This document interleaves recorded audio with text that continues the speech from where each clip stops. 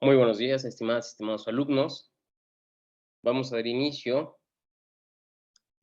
a la sesión del día de hoy de nuestra materia Introducción a la Investigación, la Innovación y los Proyectos Profesionales. Es una sesión que tenía programada para trabajarla la semana pasada, ya la tenía incluso agendada. Sin embargo, tuve un contratiempo que ya no me permitió llegar a casa para poder dar la materia. Ahorita, la mayoría de ustedes ha tenido un muy buen avance con las entregas, con las actividades. Algunos más todavía están por realizar, varias de ellas, y muy pocos todavía no han empezado.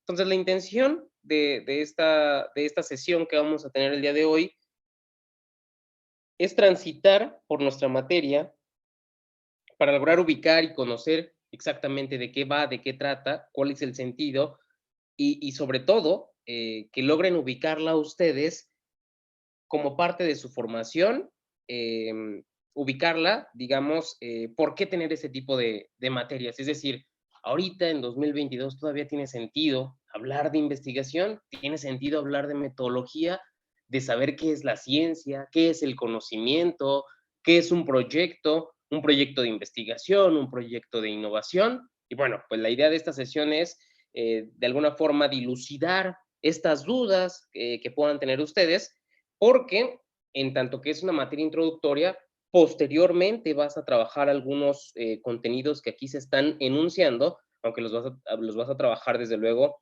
de manera más profusa, con más enfoque. Dicho esto, vamos a comenzar la sesión del día de hoy.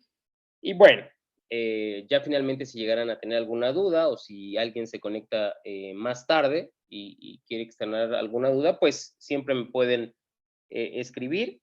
Saben que les respondo sus mensajes, ya sea por el mensajero en sí mismo o por los espacios de la retroalimentación.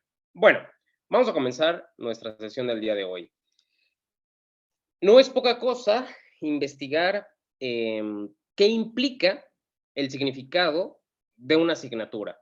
Si nos vamos a las asignaturas formativas y, por ejemplo, decimos derecho civil, pues aquí la pregunta rápidamente es, ¿qué es el derecho civil?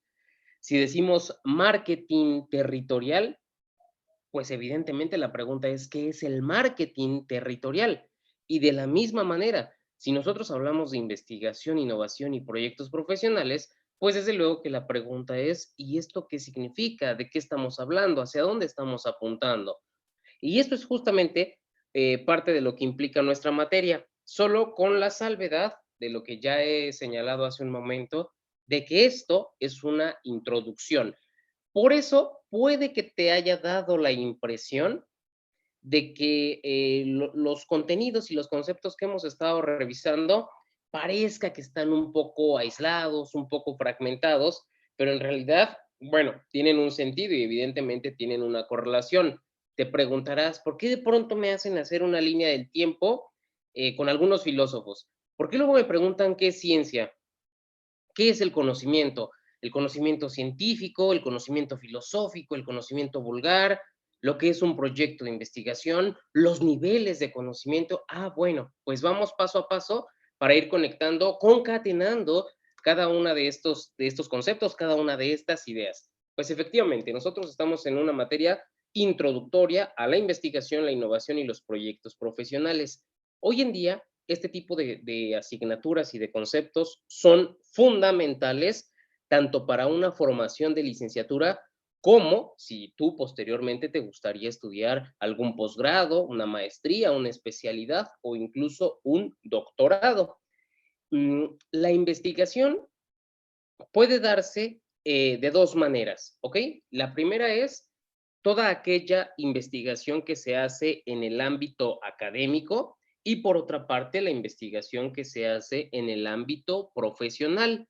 La investigación que hacemos en el ámbito académico es cuando elaboramos cierto tipo de textos, textos con un carácter científico. Por ejemplo, una tesis.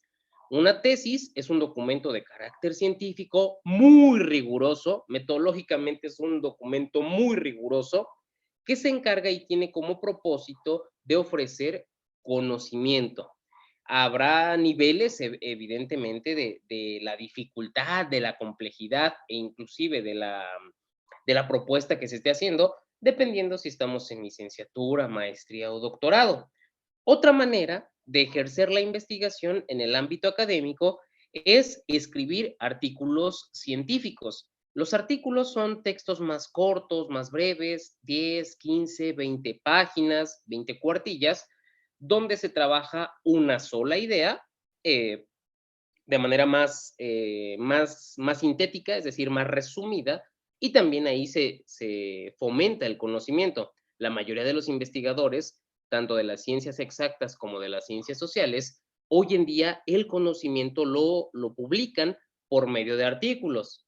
Otro tipo de texto donde podemos reflejar la investigación en el ámbito académico, en el ámbito formativo, es por ejemplo en las tesinas, en las monografías que se realizan e inclusive en los ensayos.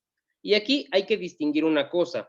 El conocimiento, hoy en día ya se tiene una concepción más que establecida, que el conocimiento que se genera en primera instancia, pues evidentemente que es un conocimiento para nosotros mismos, pero hay que tomar en cuenta que es un conocimiento que se hace y se proyecta para alguien más.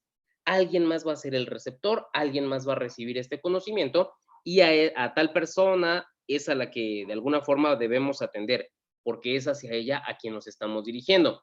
En este caso puedo decir personas, pero lo más propio sería decir comunidades epistémicas de conocimiento. Por ejemplo, la comunidad epistémica de derecho, de contabilidad, de educación, de marketing, etcétera. Vamos, las comunidades epistémicas son las áreas formativas, pues donde cada cual se puede encontrar. Y esta es una forma muy, muy interesante de generar investigaciones de este tipo. Por eso te digo, nosotros estamos en una materia de introducción. Posteriormente, vamos a tener la posibilidad de que te enfoques en desarrollar un trabajo propiamente en las materias de metodología de la investigación 1 y sobre todo en metodología 1, pero bueno, se complementarán los contenidos con metodología de la investigación 2. Ahí es donde vas a tener la posibilidad de explorar una idea, un problema, y eso es justamente investigación, pero hay que anotarlo, es investigación académica. Hay otro tipo, el otro tipo que te mencionaba hace un momento de investigación es la investigación que se da en el ámbito profesional. Y en este sentido del ámbito profesional, pues es la que se hace en los laboratorios, sobre todo en un laboratorio de biología, de química, de medicina. Vamos, aquí es donde nos estaremos apegando más a la figura clásica del científico que está en el área de las ciencias exactas, pero también, bueno, se da la investigación en ámbitos em, sociales, económicos, incluso políticos, donde se hacen algunos estudios, pues para evaluar comportamientos de las personas, etcétera. Para esto, reitero, existen agencias propiamente de carácter privado que se dedican a desarrollar, a fomentar este tipo de investigación. Por otro lado, toda vez que hemos aclarado como este panorama, ¿por qué hablar de investigación? ¿Acaso yo voy a terminar siendo un investigador? Bueno, eso no lo sabemos, pero como parte de tu formación de licenciatura es algo que debes conocer, algo con lo que debes estar familiarizado. Por otro lado, tenemos la innovación. ¿La innovación qué implica? La innovación implica un cambio. Ese cambio puede que sea totalmente novedoso, puede que sea esa innovación puede que sea algo, totalmente, pues sí, nuevo, algo que se desconocía, que se ignoraba, y diríamos que, bueno, ahí estaríamos, ante un descubrimiento en cuanto tal. Mm, pero por otro lado, la innovación la podemos entender como un cambio. Es decir, no siempre hay que descubrir algo totalmente desconocido, dar luz a donde había oscuridad. No, en ocasiones la innovación es simplemente hacer un cambio, alguna variación. Si se conocía, no sé, de manera circular, pues ahora se puede presentar de manera rectangular. Y ahí existe la innovación, hay un cambio. Entonces, la innovación también hay que conocerla, hay que comprenderla, porque en nuestros tiempos es muy difícil decir algo totalmente original, pero pues hay que estar conscientes, perdón, de que ello es parte del mismo hacer formativo, de la misma investigación. Es decir, que un problema que yo quiera estudiar, posiblemente ya lo estudiaron 20 o 30 o 50 personas antes, sí, pero la diferencia es la forma en que tú lo estarás abordando. Puede ser que estén abordando lo mismo, pero si cambias la forma, eso ya implica innovación. Voy a poner un ejemplo y que les va a parecer muy familiar. Actualmente, con las vacunas para la COVID-19, eh, hay muchos tipos de vacunas. Podría nombrar ahorita, por ejemplo, 5 tipos de vacunas. ¿Y cuál es el asunto? Todas estas vacunas atacan el mismo problema. Todas van al mismo problema. Pero ¿qué es lo que cambia? La forma, el mecanismo, el cómo se estén aproximando. ¿Qué es lo que se quiere? Que las personas tengan una protección para que si llegan a contagiarse de la COVID-19 no terminen hospitalizados o no tengan un cuadro muy complicado en sus vías respiratorias, etcétera. Vale, el asunto es el siguiente. Yo encontré el mecanismo A, yo encontré el B, yo encontré el C, yo encontré el D. Ah, perfecto. Entonces ahí se va dando un giro de innovación. Cualquiera diría, bueno, es que las vacunas pues en sí mismas son novedosas. Claro que sí, pero primero se publicó un estudio, posteriormente se publicaron otros estudios y ahí se van dando pequeños giros y a veces es para encontrar lo mismo, pero de otra manera. Por eso te decía, no necesariamente tiene que ser algo nuevo, a veces con transitarlo de otra manera, eso ya implica conocimiento y también implica aprendizaje. Y por otro lado, tenemos los proyectos profesionales. Los proyectos profesionales son ideas, trabajos que puede que tengan el mismo corte de rigurosidad que se trabaja académicamente, pero también puede que no. Puede que los proyectos profesionales, por ejemplo, piensa en un plan de negocios, ¿ok? Un plan de negocios seguramente va a estar justificado, va a tener la parte metodológica de cómo administrar los recursos, especificaciones muy concretas de qué se requiere, etcétera, etcétera.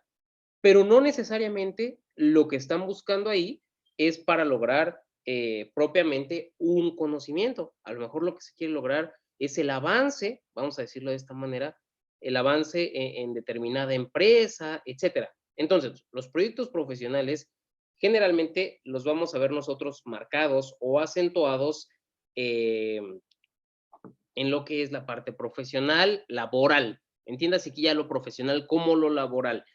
Pero bueno, ¿se pueden hacer algunas combinaciones? Sí, un proyecto profesional puede tener una metodología muy bien establecida que implique objetivos claros y sobre todo objetivos que se puedan alcanzar, algo real, algo que en efecto pueda realizarse en un tiempo y un espacio determinado y no quedarnos con cuestiones pues ideales que finalmente como idea puede estar bien, pero que no van a tener una aplicación tangible.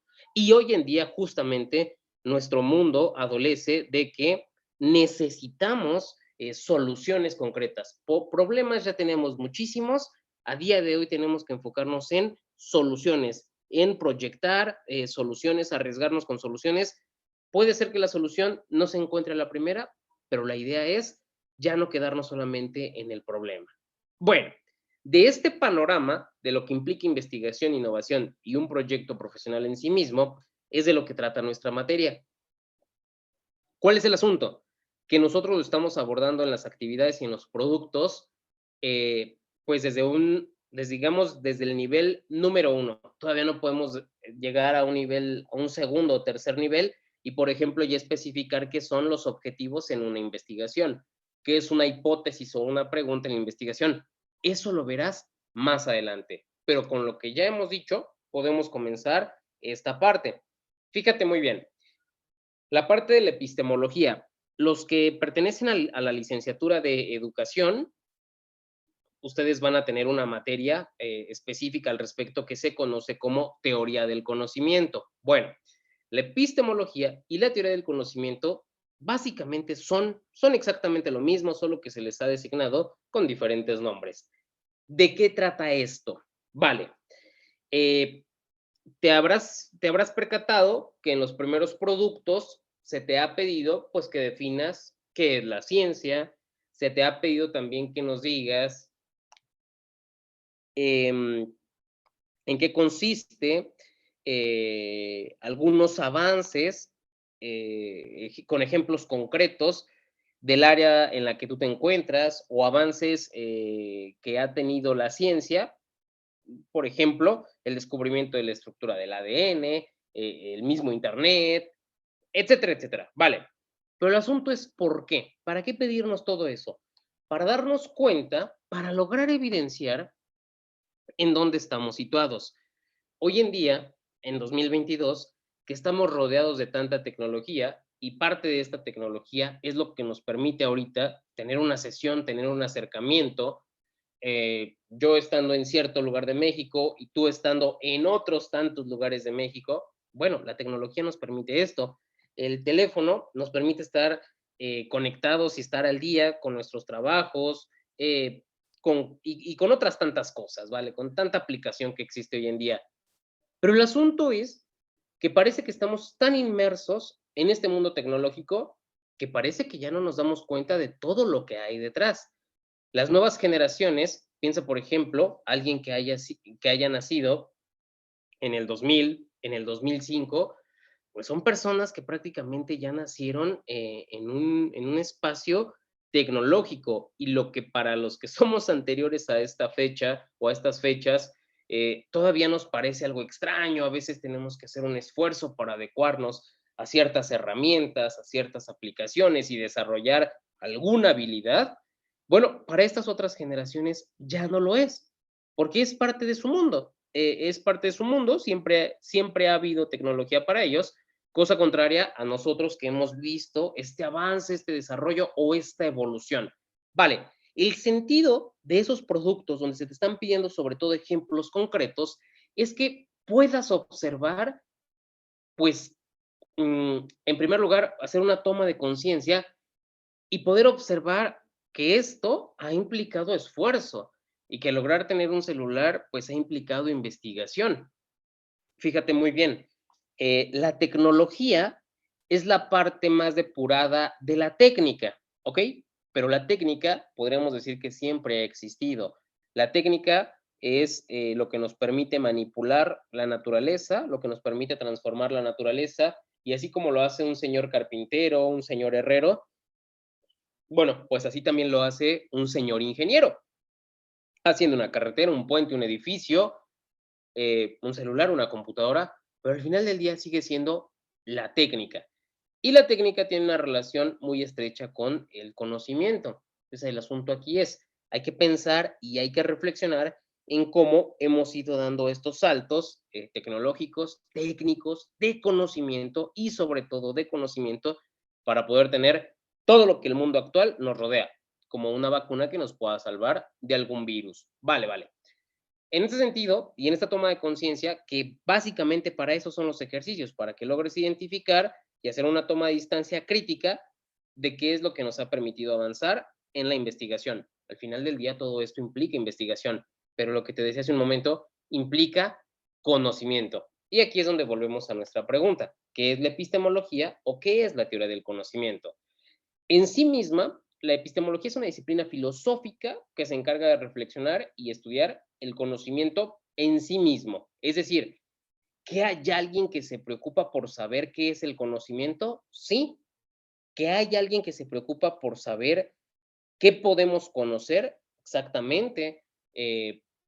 Pero aquí no estamos hablando de un conocimiento particular, no estamos hablando del conocimiento que se da en el derecho, en la educación, no, no, no, no, sino en sí mismo, ¿qué es el conocimiento?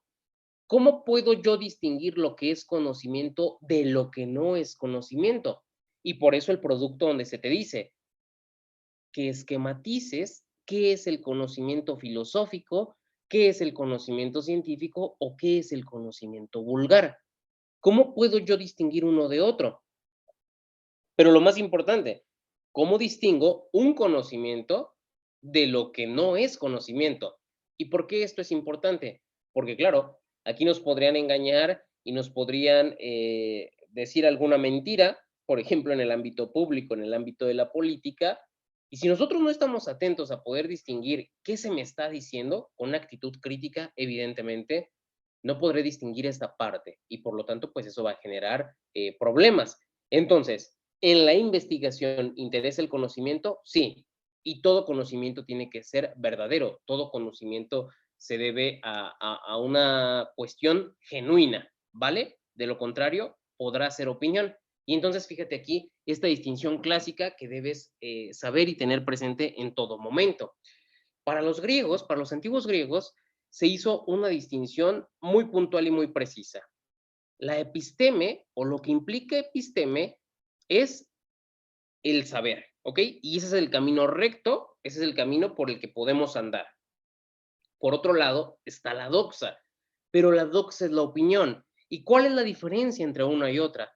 Pues la doxa es lo que puede decir cualquier persona en una conversación circunstancial, en la plaza pública, tomándose un café, y no va a tener mayor trascendencia, ¿vale? Pero por otro lado, la episteme sí que lo tiene. Entonces, nosotros que estamos en una área de formación, debemos ceñirnos a la parte del episteme y a la parte del saber. Si queremos tener una formación sólida, pues no nos vamos a quedar con el primer recurso que encontremos en la Internet. No, caso contrario, tenemos que hacer una investigación, buscar una, dos fuentes, tres fuentes. Por ejemplo, cuando se te pide la definición de qué es la ciencia, es este mismo ejercicio que te estoy diciendo ahora lo que debes realizar. Menciona tres definiciones de la ciencia y algunos de ustedes han buscado en diccionarios, otros han buscado en autores importantes como Mario Bunge, un autor clásico de teoría del conocimiento, y eso está muy bien, porque ahí ya estamos yendo a las fuentes, ¿vale? La doxa no se ocupa de las fuentes. En la investigación y en el conocimiento siempre tenemos que ir a las fuentes. Ahora, otra distinción muy importante. Mm, la episteme se escribe. Para que el episteme, para que el saber, el conocimiento pueda trascender, necesitamos escribirlo. Si no lo escribimos, otra vez, nos estamos quedando en mera opinión. Y es justamente la opinión, la comunicación oral, el medio principal de esta otra tendencia. Entonces, además en la investigación, además de concentrarnos en lo que es el saber o dominar el conocimiento, tenemos que hacer un esfuerzo por aquello que ya tenemos por conocimiento, transmitirlo y transmitirlo de forma correcta. De lo contrario, no le va a llegar a nadie. ¿Ok?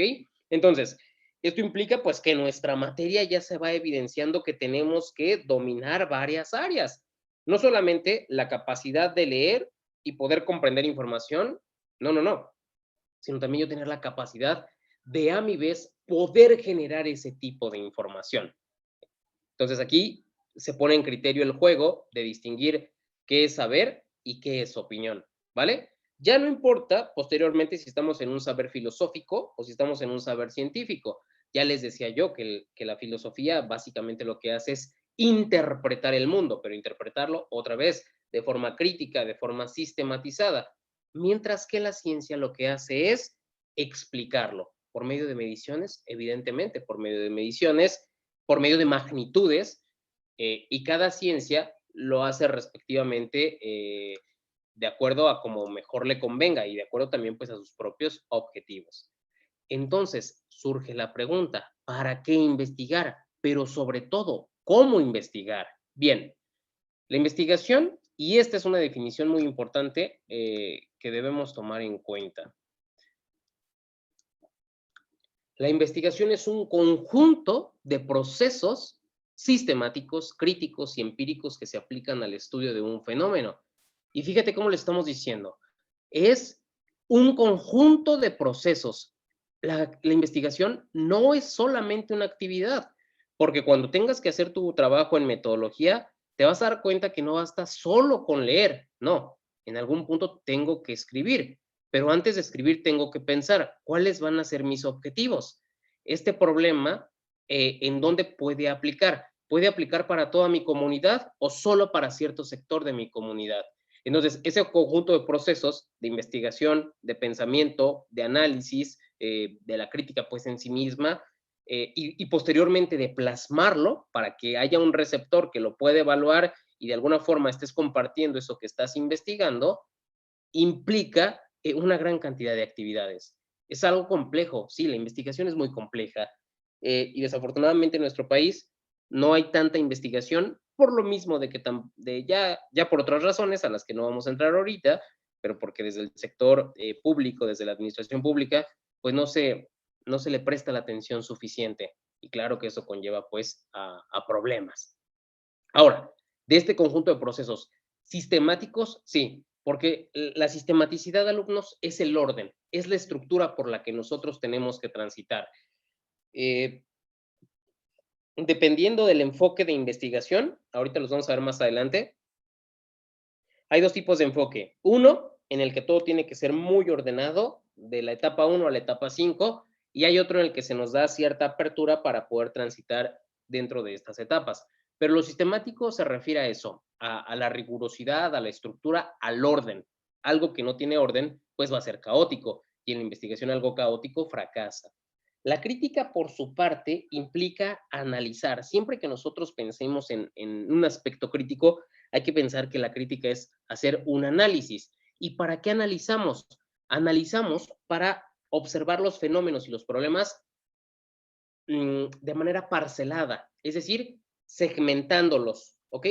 Cada que criticamos, cada que analizamos, estamos segmentando, porque no es lo mismo observar el celular completo, tal y como está el teléfono, que si lo comenzamos a desarmar y vemos que tiene una pantalla, que tiene cámaras, que tiene circuitos, que tiene una bocina integrada, que tiene una batería. Ah, eso es la crítica, ese es el análisis. Analizar por partes un todo. Un todo, querer comprender un todo, es difícil, porque pues puede que ese todo sea muy complejo, ¿vale? Pero cuando nosotros comenzamos a segmentarlo, tenemos más posibilidades de lograrlo. ¿Y por qué empírico? ¿Por qué la investigación tiene que ser empírica? Eh, Esta enseñanza la dio un filósofo alemán que se llama Immanuel Kant, eh, entre el siglo XVIII y siglo XIX. Y Kant básicamente lo que nos dijo es, no todo, no todo lo que nosotros queremos se puede investigar, no todo lo que nosotros queremos se puede conocer. Básicamente, él redujo el conocimiento a la siguiente cuestión. Solo podemos conocer los fenómenos y un fenómeno es una manifestación. ¿Cómo vamos a entender esto? Como los fenómenos sociales y como los fenómenos físicos que nosotros conocemos. Un fenómeno social es lo que pasa en una marcha, en la formación de un sindicato, incluir o no a cierta comunidad que estaba aislada o excluida para ciertos procesos públicos. Bueno, eso es un fenómeno social. Básicamente, fenómenos sociales es lo que estudia la historia, la antropología, la política, la economía, la sociología y me está faltando ahorita alguna. Bueno, ya me acordaré después. Y por otro lado, los fenómenos físicos es lo que estudian las ciencias exactas.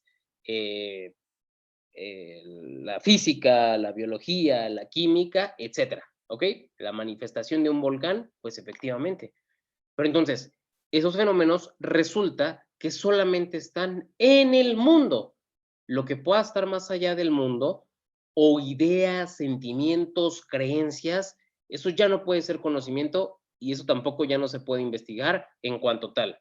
Nos estamos refiriendo sobre todo a cuestiones metafísicas, a cuestiones de carácter metafísico. Ejemplo de ello es la idea de Dios, la idea de lo divino, de lo santo, de lo sagrado, de pensar que hay un otro mundo, como incluso filosóficamente se ha dicho, Platón pensaba que este mundo en el que nosotros vivimos es un mundo copia, ¿ok? Este no es el mundo genuino, este mundo material y tangible no es el mundo genuino. Él pensaba que había un otro mundo donde existían las ideas originales y que, por ejemplo, existía la idea de silla y que esa idea de silla se replicaba en este mundo en miles o millones de sillas, ¿ok? Esa idea, por ejemplo, va a ser retomada por San Agustín a inicios, bueno, no a inicios, en el 400, poco antes del 400 después de Cristo, con lo que él va a denominar la ciudad de Dios. Bueno, una idea que le va a venir muy bien a la religión católica para poder sustentar la idea de que hay otro mundo, ¿ok? Y que cuando morimos vamos a ese otro mundo. Bueno, Kant, Immanuel Kant nos va a decir, eso no se puede conocer, de ello no podemos tener conocimiento, pero si alguien lo quiere pensar, se puede. Si alguien quiere indagar, se puede, pero conocimiento no va a ser. El único conocimiento que nosotros podemos tener es de un fenómeno. Y entonces, quédate con esta enseñanza. Los problemas que tú estás enfocando en todas las materias de contenido, en todas las materias formativas que tú tienes, son problemas de este mundo, no son problema de otros mundos, ¿de acuerdo? Esto es muy importante. Igual, cuando estés en las materias de metodología te darás cuenta de que solo te puedes enfocar en cuestiones que se anclan en este mundo, en problemas que se anclan en este mundo. Reitero, cuestiones metafísicas no es algo que se pueda considerar como conocimiento y mucho menos como conocimiento científico, evidentemente no. Eh, Bien, con esto podríamos decir que si decimos conocimiento, pues también estamos diciendo ciencia. Pero la pregunta es, bueno, ¿y entonces qué es la ciencia? Aunado a las definiciones que ustedes han estado presentando, que han estado dando, bueno, yo les voy a compartir esta definición, que me parece, bueno, que está completa, porque aquí se señalan diversos aspectos muy amplios, vamos a decirlo de esta manera, muy, muy amplios, pero importantes. Fíjense muy bien, lo primero que se nos dice es que la ciencia tiende a ser un conocimiento teórico, pero no práctico. ¿Qué significa esto que la ciencia tiende a ser un conocimiento teórico? Bueno, la ciencia en sí misma lo que busca es generar teorías. Estamos a 21 de febrero. El pasado 12 de febrero se cumplió un aniversario más del nacimiento de Charles Darwin. Darwin nace el 12 de febrero de 1809 y el 12 de febrero, pero de 1859, publica eh, su famosa teoría donde nos habla de la evolución de las especies. ¿Ok? En esta teoría, que le llevó además muchos, muchos años lograr concretizarla, porque ya sabemos que hizo un viaje de más de 5 años para poder observar en varias partes del mundo y ver la relación que había entre ciertos seres específicos que estuvo estudiando. Bueno, a Darwin no le interesaba tanto la práctica o no le interesaba tanto el, digamos, hacer el viaje, ¿vale? Lo que le interesaba era generar una teoría, y en este caso fue la teoría de la evolución. Esto implica, alumnos, que cuando un científico va al laboratorio, eso de ir al laboratorio es algo accidental, ¿ok? Es algo complementario, pero no es lo más importante. Para la ciencia lo más importante no es lo práctico, es generar una teoría. Es cierto, no cualquiera genera una teoría. Hacer una teoría es una cosa sumamente complicada, pero hacia allá es a donde se apunta. Otra cuestión, la ciencia es ontológica y no axiológica, es decir, la ciencia estudia el mundo tal y como es y no el mundo tal y como debería ser o como nosotros creemos que debería de ser. Mm,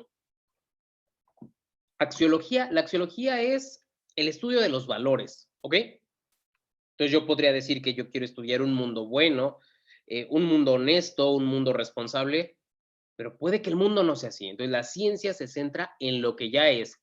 Yo quisiera que, es un ejemplo, que el volcán de La Palma hubiese hecho erupción a lo mejor un mes y no más de 3 meses porque destruyó muchas localidades y destruyó muchas familias en España, en las Islas Canarias, pero no fue así.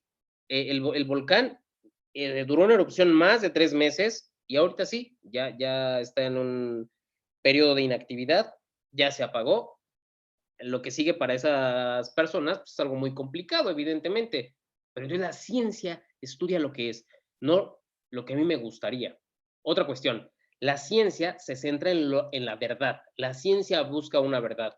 Por eso te decía, a la ciencia no le vienen las cuestiones opinables o las cuestiones de fe, es que yo creo que el volcán ya va a dejar de hacer erupción o yo creo que el volcán está haciendo erupción porque nos está castigando. No, nada de eso. A la ciencia le interesa la verdad y va a dar cuenta de por qué en los términos correspondientes, desde la geografía, la física, la química, etcétera, pero le interesa la verdad. Otra cosa, la ciencia es objetiva y no conciencial. Es decir, es objetiva y no depende de la conciencia de cada persona, ¿vale? Esta parte de la conciencia es, a mí me gustaría, pero es que de donde yo soy no funciona así. No, la ciencia es una cuestión de universalidad y esta parte de la objetividad, así es como nos lo demuestra. Entonces diríamos, las vacunas deberían ser funcionales para cualquier ser humano, para cualquier ser que tenga la estructura de un ser humano, efectivamente. Que ya alguien de Estados Unidos no permita que se ponga una vacuna rusa y viceversa, eso ya tiene que ver con cuestiones de otra índole, políticas, evidentemente. O por ejemplo, que en Estados Unidos las vacunas chinas no estén aprobadas, bueno, esa es otra cuestión, pero en sentido estricto tienen un funcionamiento, es decir, hablamos de cuestiones objetivas. Por otra parte, la parte sistemática. A la ciencia no le interesa hacer conocimiento enciclopédico, es decir, no le interesa andar categorizando. Lo que le interesa es generar conocimiento ordenado. ¿Ok? Entonces, vamos a quedarnos con esta definición. ¿Por qué? Porque cada que tú trabajes investigación, piensa que a esto es a lo que debemos llegar. Este es el concepto más amplio, pero también con más contenido al que nos podemos acercar. Bien, en ese sentido te hago una distinción que seguramente ya conoces, pero te quiero recordar muy, muy rápida.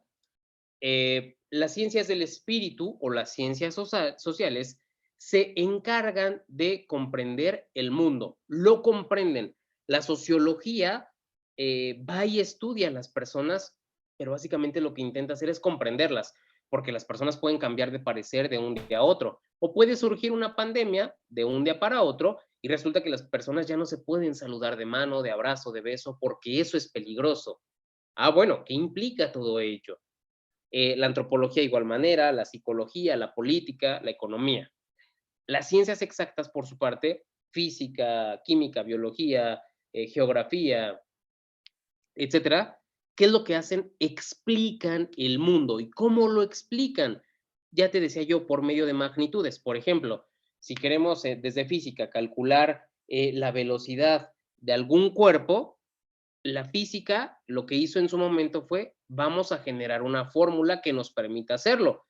Velocidad es igual a distancia sobre tiempo. Esa es la cuestión, ¿ok?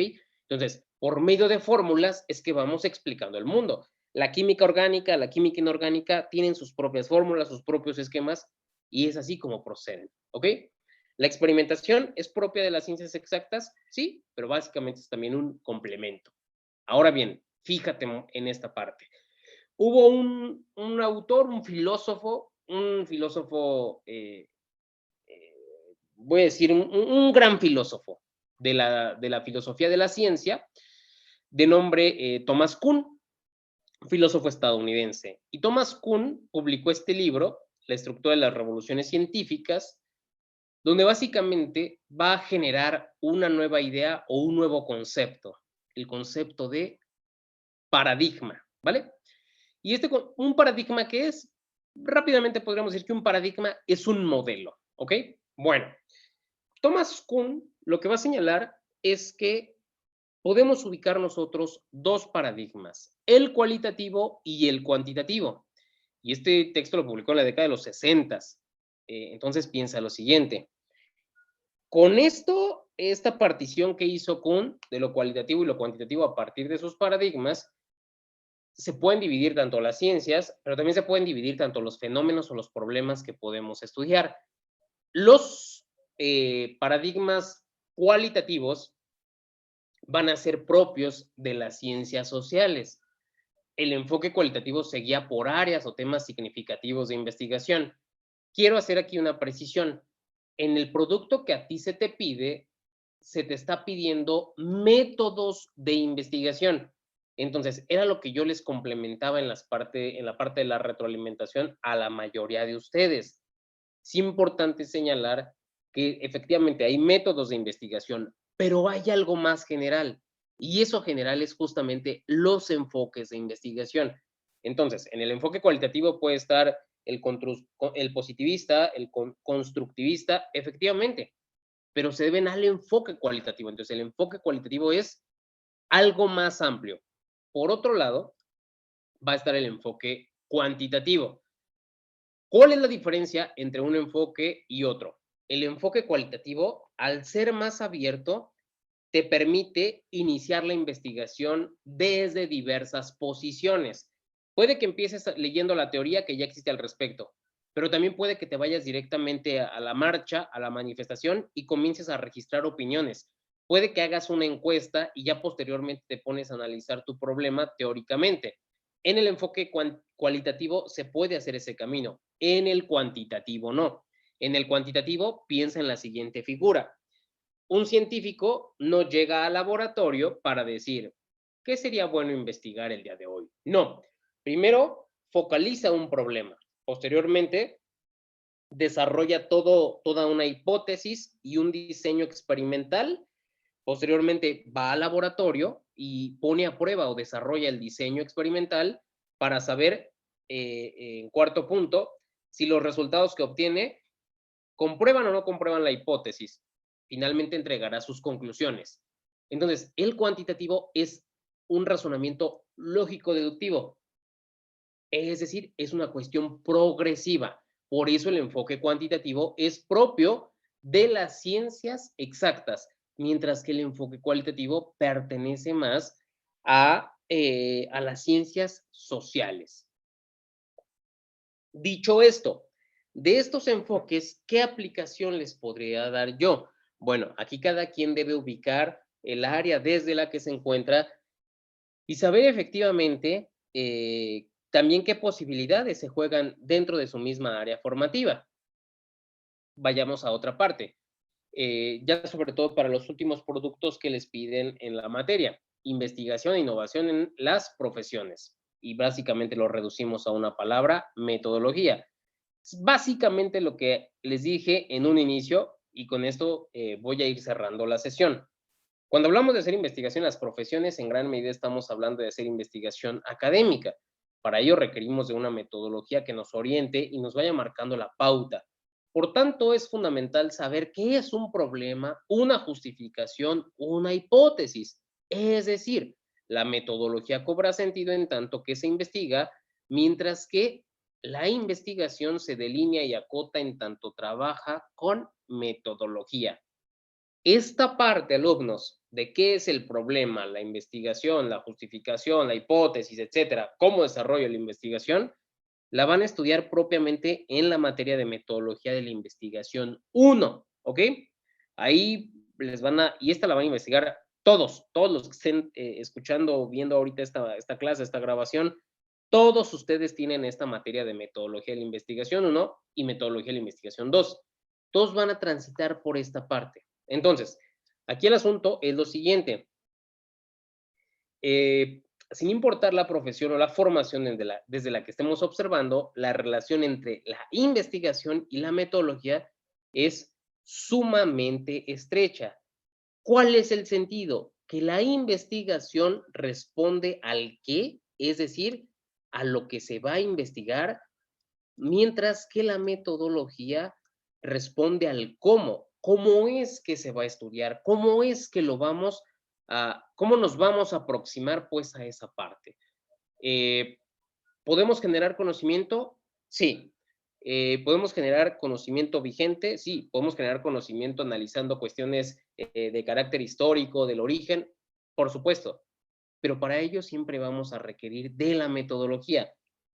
Dicho en otras palabras, la investigación sin metodología es una investigación de carácter informal, ¿ok?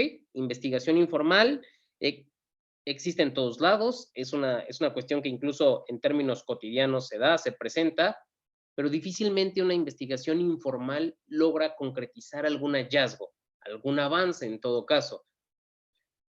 ¿Cuál sería el distintivo de, de una investigación formal? Bueno, el distintivo es básicamente lo siguiente. Una investigación formal se centra en un problema, pero resulta que plantear un problema no es poca cosa, y a mí me parece que plantear un problema es, si no es que la etapa más complicada de la metodología, sí de las etapas más complicadas. Y para ello, pues evidentemente hay varios puntos, varios señalamientos que conviene acatar. Y por ejemplo, alguno de ellos es abordar evidentemente un problema, pero un problema delimitado y acotado. Por ejemplo, no es lo mismo decir que voy a estudiar el fenómeno de la pobreza en México que decir que voy a investigar el fenómeno de la pobreza en Sonora, en Jalisco o en Yucatán. Evidentemente no, son otras condiciones completamente diferentes. Y lo mismo, no es lo mismo decir que voy a estudiar el problema de la pobreza en Guadalajara, en Mérida o en Ciudad Obregón. Evidentemente la circunstancia cambia. Entonces, delimitar, acotar, justificar y señalar por qué sería pertinente ese problema, eso es algo bien complicado, pero es algo que de lo que ustedes van a poder ensayar en la próxima materia. Entonces, piensa lo siguiente, cuando yo estoy estudiando un problema, ¿estoy generando conocimiento? Evidentemente. ¿Estoy generando conocimiento científico dependiendo del área en la que te encuentres? Y la respuesta es, por supuesto. Esa es la idea, esa es la intención. Se generará en mayor o menor medida, tendrá mayor o menor impacto, pero eso ya es algo que se evalúa posteriormente. El asunto es comprometerse, pues, para abordarlo de la manera más concreta posible. Entonces, fíjate muy bien. La pregunta es, y con esto vamos a cerrar, básicamente todo el eje que es la base de nuestra materia, introducción a la investigación, la innovación y los proyectos profesionales, pues básicamente se puede reducir a lo siguiente. ¿Qué es un problema de investigación? Hacia allá apunta. Por eso otra vez, el que te pidan esas definiciones, que te pidan esos ejemplos, que se te diga qué es un conocimiento, cuáles son los niveles del conocimiento, que se te haga, fíjate, en el último producto, ¿qué es lo que hacen? ¿Qué es lo que tienes que hacer? Tienes que investigar una tesis, un proyecto académico, decir qué tipo de proyecto es, si es un proyecto de innovación, de investigación, de desarrollo, y que digas cuál es la idea. En el penúltimo producto, lo que se te pide es que digas qué te gustaría a ti investigar, ¿ok? ¿Qué sería, qué es llamativo para ti? ¿Hay algún problema? ¿Hay alguna intuición que tengas que te gustaría plasmar? Y hasta ahí todo queda en términos tentativos. Pero todo ello es para en la siguiente materia lograr alcanzar este problema de investigación que te permita centrar las etapas metodológicas y que desde luego puedas hacer tu propio planteamiento. Entonces, fíjate muy bien. Me voy a ir a la parte medular, que es básicamente esta de acá. En un problema de investigación describes de forma amplia y clara la problemática que es objeto de la investigación, detallando el problema a estudiar, así como los aspectos teóricos, epistemológicos, empíricos y conceptuales que circunscriben el tema de estudio. Es en esta fase donde se refiere el problema en sí. Ojo, en esta fase de identificación del problema, no se busca resolver u ofrecer soluciones, sino que se trata de presentarlo, decirle a la comunidad qué es lo que se va a investigar. Es decir, focalizar mi problema de investigación. Eh, yo les haré sus respectivas retroalimentaciones, evidentemente, después de este primer producto, sobre todo con la intención de que lo puedan delimitar más. Ya también en las materias de metodología les diré cómo se hace incluso un título de un proyecto de investigación. Hacer un título también es una cosa compleja que hay que pensar, hay que reflexionar, pero bueno, esto ya lo haré posteriormente. Bien, alumnos, esta parte de acá ya era un añadido, decir que, bueno, todo problema de investigación siempre va acompañado de una descripción, algún dato, datos duros, datos estadísticos. Bien, vamos a cerrar nuestra sesión que hemos tenido el día de hoy de nuestra materia. Y finalmente, bueno, les reitero mi atención. Siempre me pueden escribir al mensajero, también siempre me pueden escribir por la parte de la retroalimentación e incluso si llegan a tener algún problema con adjuntar algún producto, también ustedes ya tienen mi correo, se los hago siempre saber, se los recuerdo en el mensaje de bienvenida. Ahí me pueden escribir y sin mayor problema podemos proceder a resolver las dudas o las inconvenientes que lleguen a tener.